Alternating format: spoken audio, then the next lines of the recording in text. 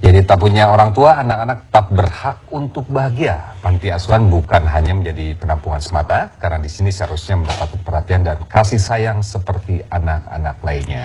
Namun kebahagiaan dan kasih sayang itu tidak didapat anak-anak di Panti Asuhan Samuel. Ada dugaan 30 anak-anak yang berada di sana mendapat perlakuan tak semestinya. Benarkah demikian? Untuk menjawabnya sudah hadir pemilik Panti Asuhan, Bapak Samuel. Selamat sore Pak Samuel. Selamat sore. Yang didampingi kuasa hukumnya Pak Roy, selamat sore. Selamat sore Mbak. Ya. Dan di Wisma Nusantara ada Hotma Sitompul, kuasa hukum dari korban ini ya. Selamat sore Bang Hotma. Sore Divi Ya. Anggi. Ya. Kita ke Pak Samuel, bisa Anda jelaskan apa sebenarnya yang terjadi dengan anak-anak di sana? Apakah mereka benar tidak mendapatkan perlakuan yang tidak semestinya, yang tidak layak diterima oleh anak-anak, dan mendapatkan perawatan dan perhatian? Baik Mbak. Seperti yang sudah mencuat ke masyarakat umum kan, itu berita-berita yang sangat menyudutkan. Menjawab pertanyaan Mbak ini, saya sudah 12 tahun Mbak. Jadi kalau dikatakan, dibilang saya menelantarkan, saya kan ngurus anak-anak ini sejak umur 1 hari, 2 hari, bayi masih merah. Anak-anak yang terlahir dari di luar pernikahan yang kudus, anak-anak bayi accident yang pada waktu mereka hamil di luar nikah, itu kan anak-anak yang ya ada rancangan-rancangan untuk pembunuhan.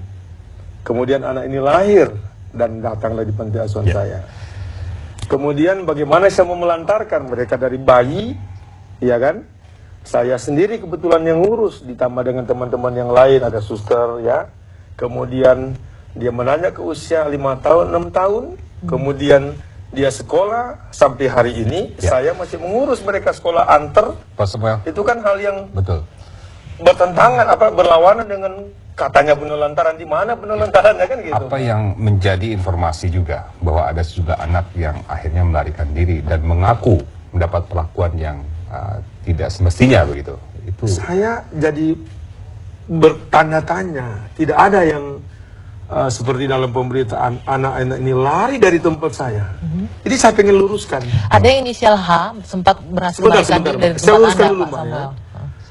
Yang ada anak-anak tanda kutip ini seperti ada penculikan, bukan lari dari tempat saya. Ini kan ada yang pulang sekolah. Penculikan Kan dari mana maksudnya? Penculikan seperti apa? Mereka ini kan ada mengaku pulang mereka sekolah ya. Tiba-tiba kok tidak pulang sekolah 3 hari. Kemudian kan saya kan tahu, saya kan ayahnya kan. Saya tahu dia tempat main di warnet mana, kan saya cek lah ya. Saya punya tanggung jawab. Dia mesti karena sekolah kan gitu kan. Jadi maksud Anda yang lapor bahwa mereka berusaha melarikan diri itu berbohong begitu? Itu tidak benar ya, saya katakan tidak benar karena mereka bukan anak-anak itu bukan lari dari tempat saya, kan tiba-tiba nggak pulang dari sekolah, tiba-tiba kok beberapa anak ini nggak ada Menurut lagi Anda diculik main gitu? kan, Menurut Anda tanda diculik kutip gitu? ya seperti kayak diculik. Oke, kita coba tanya ke Begitu. Bang Hotma. Bang Hotma, benar demikian Bang Hotma? Malah dikatakan bahwa anak-anak ini diculik, bukan berusaha melarikan diri atau menyelamatkan diri dari panti asuhannya. Saya mendapat laporan dari donatur yang mendapat keterangan dari semua anak-anak itu.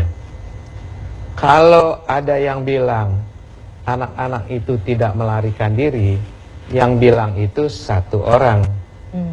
17 orang bilang melarikan diri, disiksa, dan macam-macam. Kita lihat faktanya saja. Semua orang boleh membela diri. Biarkanlah fakta yang menjadi kenyataan nanti dan pihak kepolisian yang akan mengusut ini semua. ya. Ini artinya Bang Hotma, ada anak-anak, sejumlah anak-anak yang melapor kepada donatur tentang perlakuan mereka, begitu ya? Betul. Si donatur ini didatangi oleh beberapa anak-anak. Donatur menjadi curiga dengan caranya masuk, melihat apa yang terjadi di dalam, merekam, dapat data-data, divisum. Itu fakta yang kami temui. Ya. Apa kami harus diam-diam saja? Oke, Bang Hotma, kira-kira apa sih laporan dari anak-anak itu kepada para donatur atau kepada Bang Hotma? Dalam bahasa yang singkat, mereka menderita bahwasanya nanti apa jenis penderitaannya itu, biarlah itu disampaikan di pihak kepolisian. Kalau saya buka di sini, nanti dibantah lagi. Sebaiknya kita serahkan pada pihak kepolisian.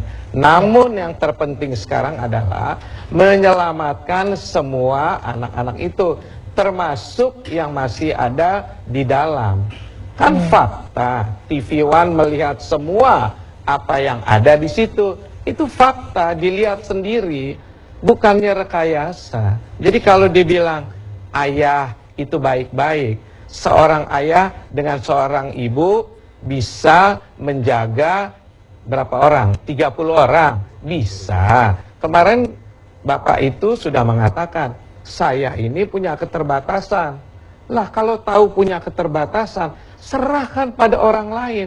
Jangan dibiarkan sampai meninggal. Meninggal, dikubur, berapa orang yang mengubur?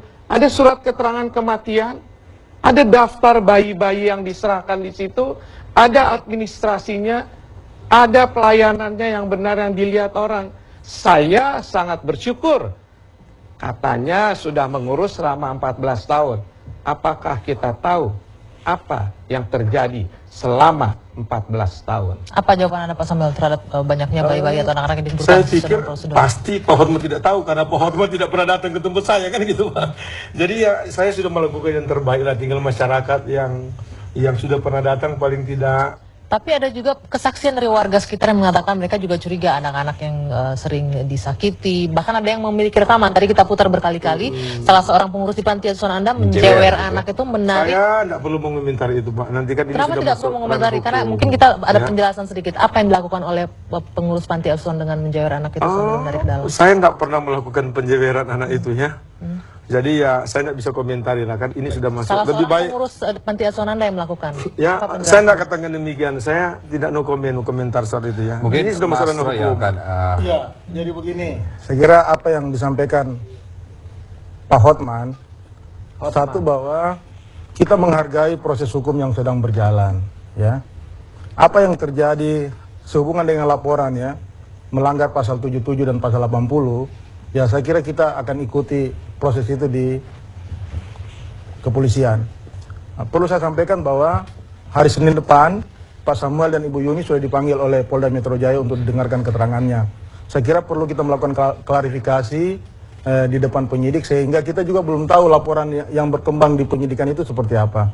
Sehingga kita tidak mau supaya jangan sampai kita mengira-ngira, menafsirkan, sehingga kita akan bisa berdebat kusir. Ya. Saya kira saya setuju dengan Mbak Hotma tadi bahwa karena ini sudah di ranah hukum, sudah disidik oleh Polda Metro Jaya, kita tunggu saja apa yang terjadi dalam proses pemeriksaan yang Baik. disampaikan oleh penyidik nanti Jadi kepada ke Pak Samuel, tadi apa yang dikatakan oleh Pak Hotma, ada kegundahan dari para donatur, atau mungkin sebagian besar atau kecil, kita nggak tahu. Hanya ada laporan dari anak-anak yang menceritakan tentang kondisi yang terjadi di panti asuhan. Jadi selama ini bagaimana sebenarnya antara panti asuhan dengan donatur? Donatur yang dimaksud seperti tadi saya tidak pernah mengenal dia Pak. Jadi sudah ada inisialnya ya namanya ya, atau namanya sudah disebut? Nggak pernah Oke, mengenal sebentar. donatur itu ya. Oke, ini Pak Samuel, Anda lihat itu ya, tadi ditarik kupingnya oleh salah pengurus panti. Kita tahu, kita sepakat kalau ini biarkan nanti proses hukum yang berjalan, tapi kita juga perlu mengkonfirmasi fakta-fakta yang dikumpulkan oleh tim kita di lapangan. Penjelasan Anda nanti Pak Samuel terkait tayangan tadi, kita jeda dulu sejenak.